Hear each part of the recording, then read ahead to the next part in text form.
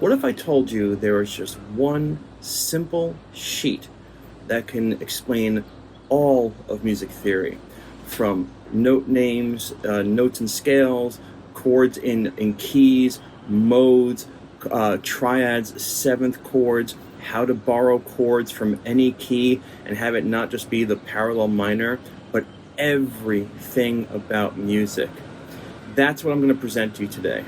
This brand new sheet that I've been working on for several years that has definitely helped thousands of students and help them see and understand how easy music really is. Forget the circle of fifths, forget the giant posters you may have on the wall.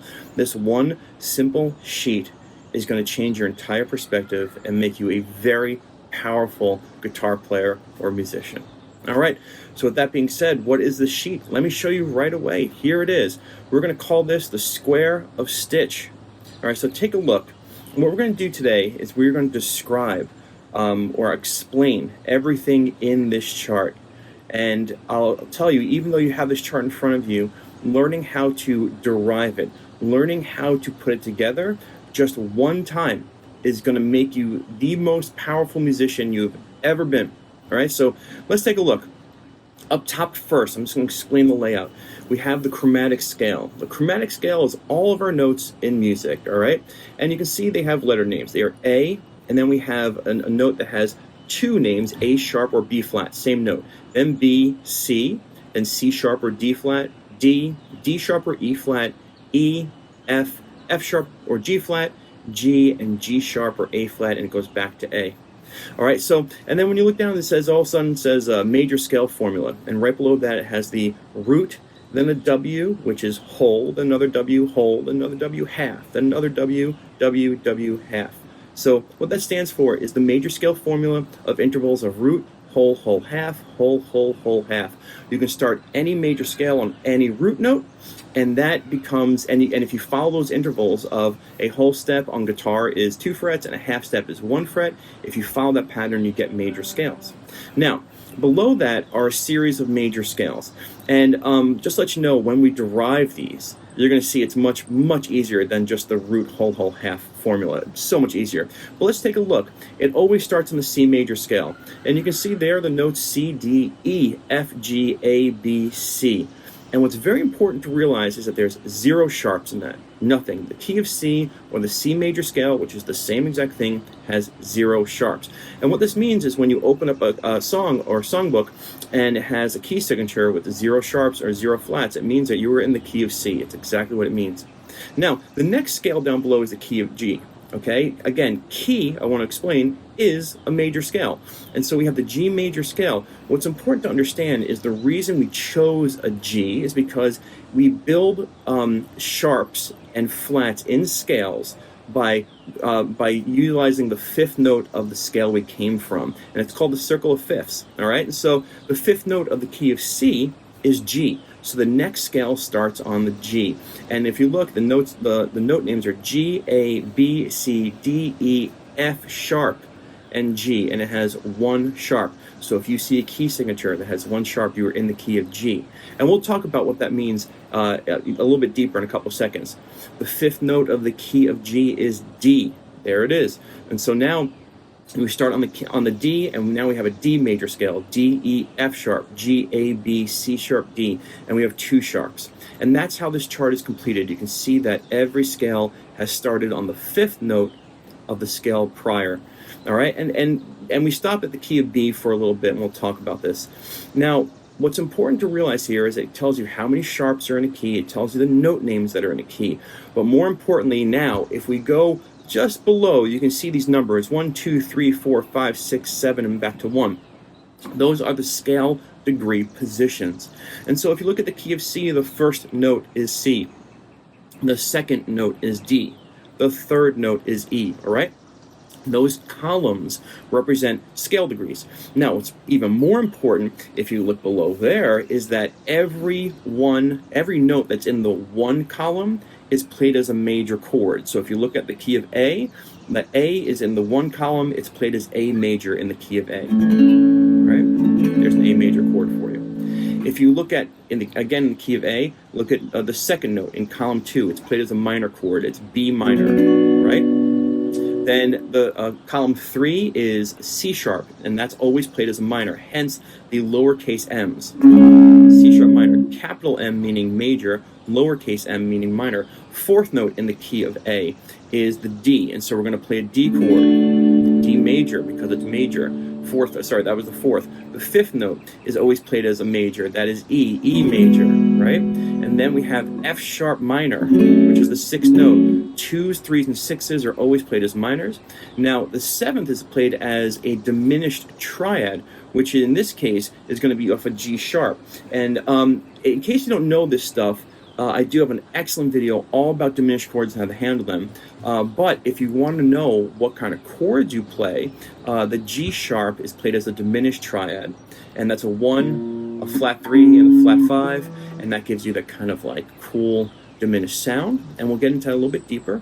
But that's how you read this chart. So if you look at the key of E, the chords are E major, F sharp minor, G sharp minor, A major, B major, C sharp minor, D sharp diminished, and back to E major. Now, the cool thing about this is that this helps you identify what keys a song is in. All right, obvious edit right here. I was going through playback, and there was a very loud car during what I'm about to discuss. So I climbed back up to the gazebo, and here is the section on how to find out what key you're in by looking at the chords of the key. We're just going to stick with this sheet that I have in front of you. We do have another sheet coming. Don't worry, nothing big. But we're going to use this sheet, and I'm going to show you how this works. Knowing what chords go into a key is important. Helps you define what key you're in. And using this chart, what you're looking for is remembering that the notes in the 1, 4, and 5 column or spot of any key are played as major. The notes in 2, 3, and 6 are minor, and the notes in 7 are diminished. And so I'm going to write a chord progression right now, and you're going to try and tell me, we're going to figure out what key we're in. So let's just try and do this right now. So let's do D, F sharp minor, G, and A. All right, D, F sharp minor, G, A. Alright, so the first thing we do is take that first chord D, and we're looking at our chart now to find out where is there a D in a 1 or 4 or a 5 column. Well, in the key of D it's in the 1. Okay, great. In the key of A it's in the 4. In the key of G it's in the 5. So right now we can't tell. It's a D chord, we don't know. Alright, and then B minor. And so now we're looking for B's that are in the 2, 3, and 6. Okay, in the key of A it's in the 2. Great. In the key of G, it's in the 3. Okay, and in the key of D, it's in the 6. Well, we have no idea what key we're in yet, these two chords, because they share a lot. G. All right, let's take a look. Where's there a G in a 1, 4, or 5 position? Well, right now, the key of G, it's in the 1, and the key of D, it's in the 4. So right now, the key of A is out. Boom. Key of A is out. Maybe in the key of G, maybe in the key of D. So we have D, B minor, G, and A major. And it's like, okay, let's take a look. Where's there an A major in these keys? Well, in the key of G, the A is in number 2. Wah, wah, that's A minor. In the key of D, the A is in the 5 spot, that's major. So now we have locked in that this progression is in the key of G. Sorry, key of D. Really? Don't ever listen to me. And the number progression is 1, 6, 4, 5. This takes some time getting used to, and I'll tell you, the power in this chart is when you derive it, when you learn how this is created, which is what we will do in the Patreon practice sessions. All right, these charts you can purchase to help support the channel. There's 2 charts actually. They're very same, but we'll discuss it in a second. The idea here is this chart, if you know how to read it, which is what I'm presenting to you, will save the day. And I'll tell you a quick story. When I was trying to figure out Althea by the Grateful Dead, it really blew my mind because it was B minor, A, and E. And I thought of the root notes. I thought of B, A, and E. And I said, well, that's a 5, 4, 1 in E, right? If you look at the key of E, the 5 is B, the 4 is A, and the 1 is E. And that's how I thought. for a while, but it perplexed me how I couldn't figure out how Jerry Garcia was soloing on it until I realized, hey, really look at the chords. B minor, A major, E major. And I said, oh my gosh, this is in the key of A. It's a 2-chord, 2, 1, 5, 1. And as soon as I figured that out, it brought me to my next point. I now had the key, and more importantly, I had the key scale. If something is in a key, in this case, Althea being in the key of A, it's really in the master key of A. There is no, like, a debate about it, okay? Just to let you know, the A major scale is now your soloing machine. If you can find the key by looking at the chords, comparing them to this chart, and you have the key, now you have the key scale. So when I was soloing over Althea at first, I was trying to use some sort of E, and it didn't really work. But when I was using the key of A,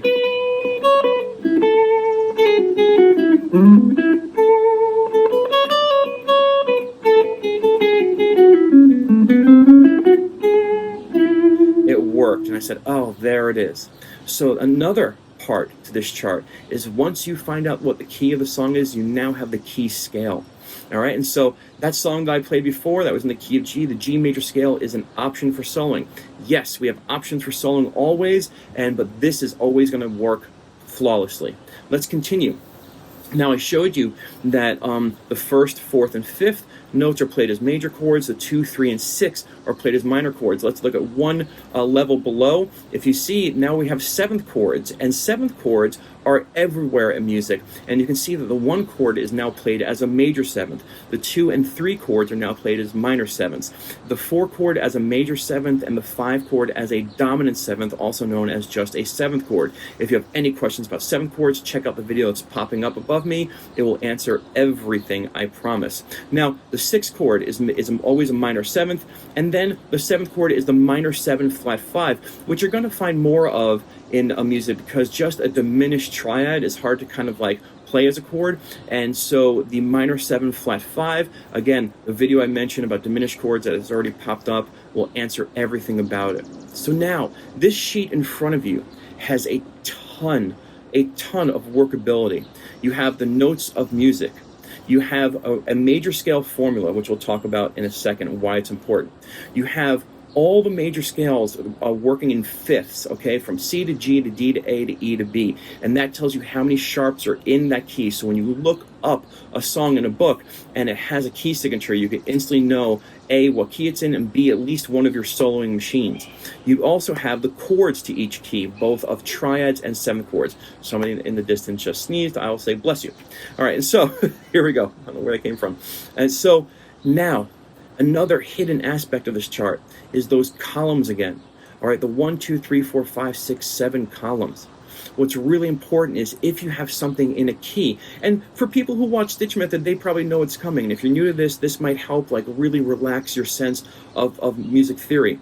If you have something in the key, and let's just pick the key of A, all right? You have the chords, you know, A minor and B minor and C sharp minor and D and so on.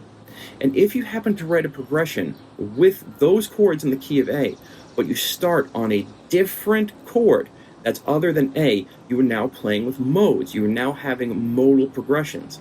The first chord, if you start on the first chord, it is known as, I'm sure a lot of people are saying it themselves, Ionian. So if I write something in key of A and I start on the A, B minor, and D, that is an A Ionian progression. If I'm still in the key of A and I start on the B minor, but I like Althea, start from the B minor, goes to the A and E, this is now a B Dorian progression. It tells you exactly what mode your chord progression is. If you start on the third chord, C sharp minor, and you write something with the chords of the key of A,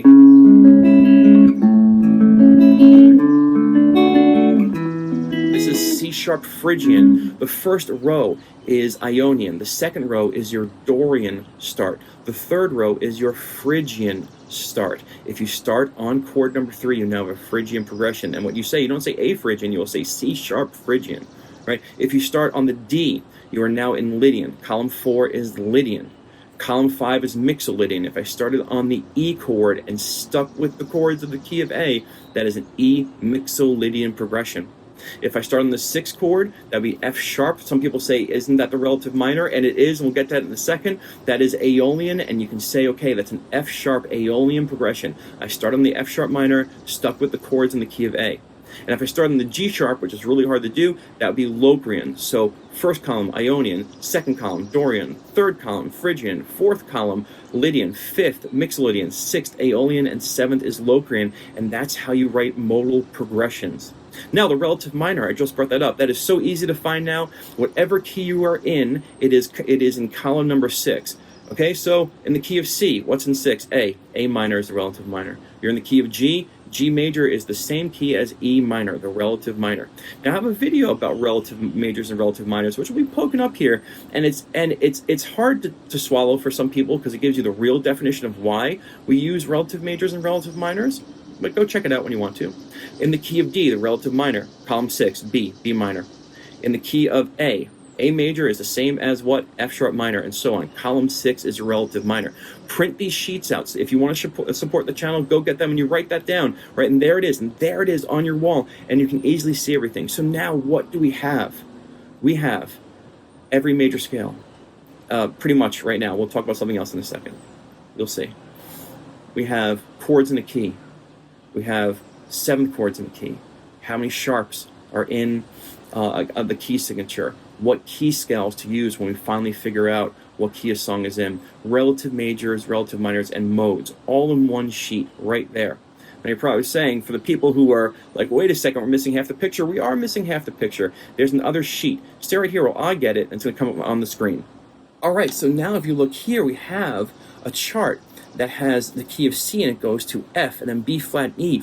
This is based off of the circle of fourths. If you're familiar with the circle of fifths, which to be quite honest, I'll make another video, is outdated and way twisted and made into something that is not.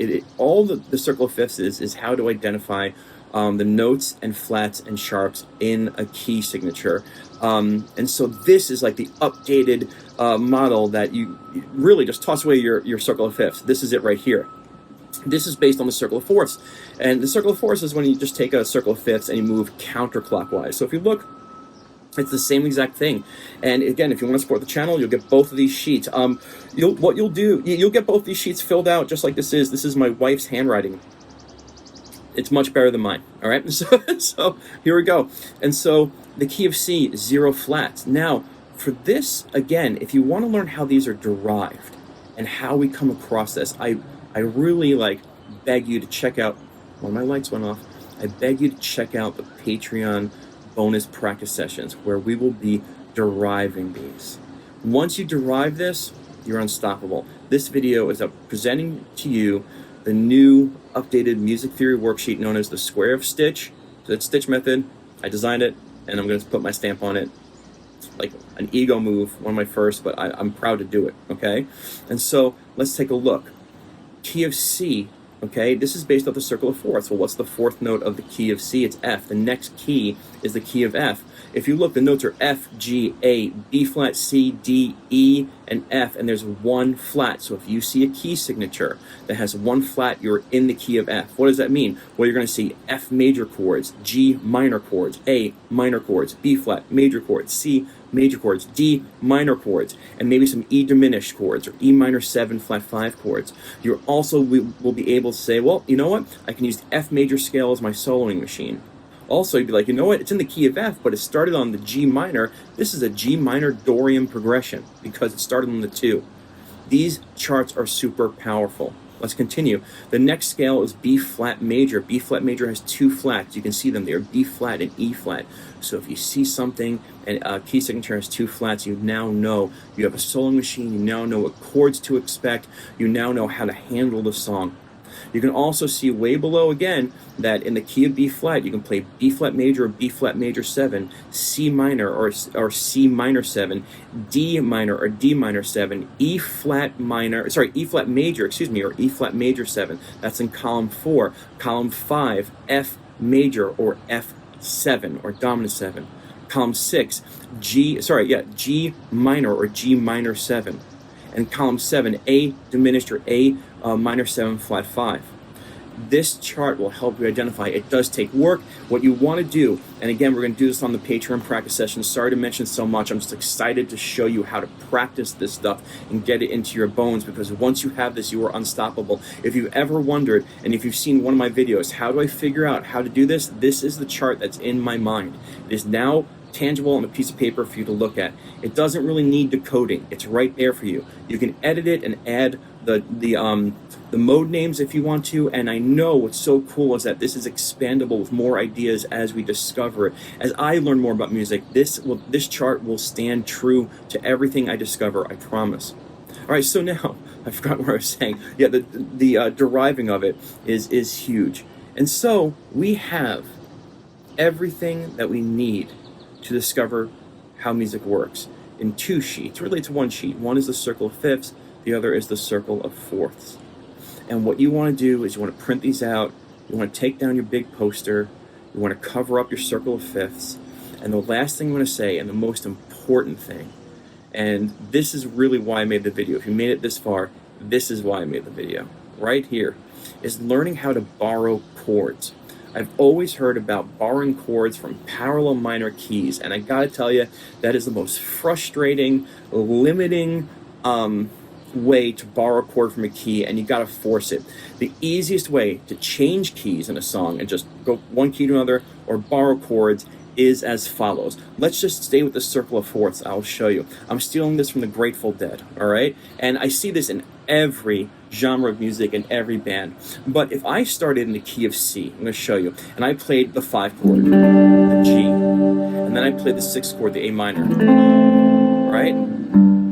I am free to use an adjacent key in this chart. What does adjacent key mean? A key next to it, below it, or above it?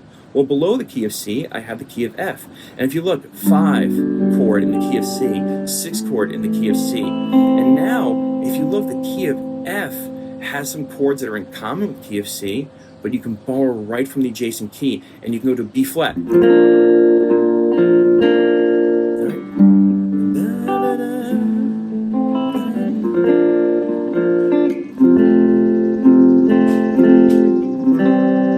Right there, I was going in between the key of C and the key of F. I start on the 5, which means in the key of C, that's G Mixolydian. And I said, you know what? Let me go into the key of F. What does that have to offer? And I said, oh, look at this. B flat to an F, and then I go back into the key of C. I can do it again in other ways, but that's from Broke Down Palace. And here's another example. You know, I just thought of it. Another Grateful Dead example. You don't like Grateful Dead, but this happens everywhere. Sorry, there's a really loud car. So I'm going to show you something really quick. I was going to show you another song. Okay, there's another song by the Grateful Dead. And again, like, you know, 2 Grateful Dead references just because they're on their mind, but you can do this in any which way. This is in every band, every song. This is how you borrow keys. They have a song called Jack Straw, which is blatantly in the key of E. It's E. There's E. It's not going to play the whole thing. There's F sharp minors. There's G sharp minors. There's B major, and there's A major. I mean, this is in the key of E. It's all the stuff there. And then all of a sudden, in one of their bridges or kind of like different chorus parts, it switches keys to the key of A. Look at the key of E. Right above it is the key of A. They share a lot of chords, but you can go into adjacent keys from E to A, even if you wanted to go from E to B. And all of a sudden they do this new part that's in the key of A, which is D, B minor, A, and back to E.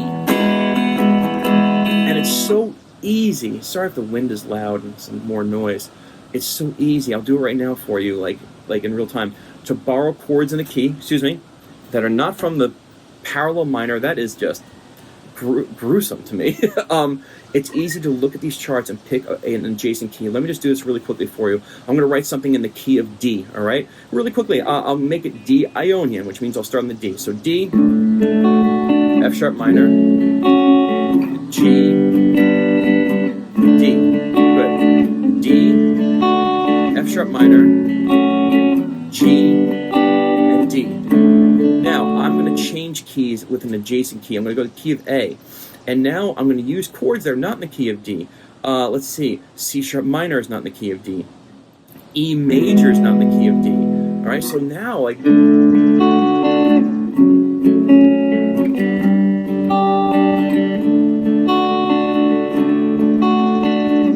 Sorry.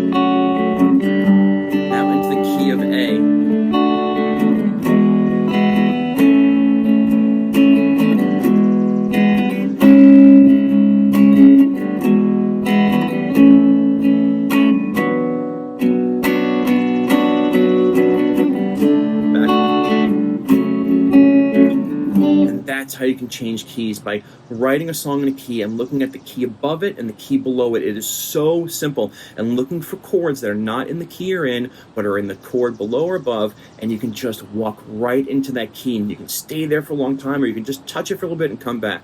This square of Stich is very powerful. I will stop here. I hope you enjoyed this. I hope that you're kind of nodding your head and going, cool, this is great. If you believe in it, I'm going to say check out the Patreon one more time. It's one of the first times I'm really pushing Patreon, because we're going to sit and derive this and talk about it and see it work. And I'm going to test you on it with different sheets. And if you want to support the channel, get these charts. They're cheap, and pop them up on your wall and be invincible. And come back to this video and leave comments or ask questions. I'll stop talking. Thank you so much for being here. By the way, if you're wondering where I am, I'm in the woods in Freeport, Maine. Actually, in the woods at a family campground with my RV. It's Cedar Haven Family Campgrounds in Freeport, Maine. This place is gorgeous and peaceful, and I just wanted to climb to the top of the little mountain here and get in this gazebo surrounded by these gorgeous woods and kind of relax and teach you. And I want to thank you. I want to thank them. So if you do ever get up to Maine, stop by here. It's really peaceful. Tell them Stich sent you. All right. Talk to you later. Bye-bye.